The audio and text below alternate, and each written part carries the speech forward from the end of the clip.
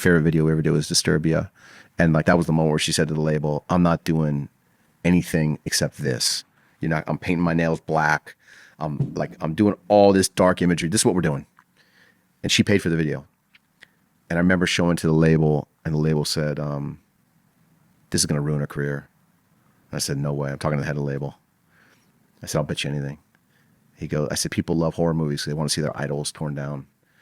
She's been doing the same thing. We've been pushing. This is the move. And she was right. She released the video, and it was the biggest video she ever did when we did it.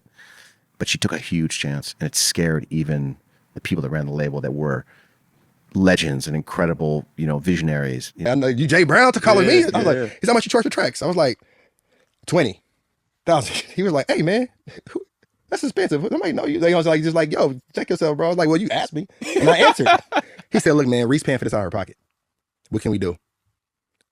12. She wrote a check for 12,000. She's like, look, my budget's depleted because she did all these other tracks, but she A&R'd that herself. She said, I'll give you 12, and they come back. Bro, I'm 50% publishing that song, dude. Def Jam, LA, they were always pushing her sort of back to be almost like a R&B Caribbean sort of.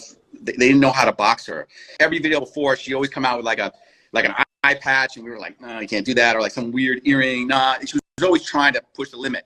When she came out of the dressing room with black nails and black, it was shocking because no one was doing that. This 2008, this started this sort of black gothic, like distressed, dark look. Artists were not doing that. Women were not doing that. So I remember when we made the video, I got a phone call from L.A. Reid, and he said, I'm shelving it.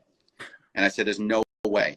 He goes, it's too far. I said, it's going to be the biggest video she ever did. I was forced to maintain a certain image for so long, and now I just wanted to get out of that. I just got rebellious and did my own thing, and I wanted to have a little more fun with my music, a little more fun with my image, be a little bit more experimental, and that's why I just had to get rebellious, do whatever I wanted to do. I didn't ask I didn't ask anybody. I just did it myself, and that's why I call the album Good Girl Gone Bad. We support Rihanna extremely because she changed my life. She's the one that made Rude Boy a single. They wasn't going with a single for Rude Boy.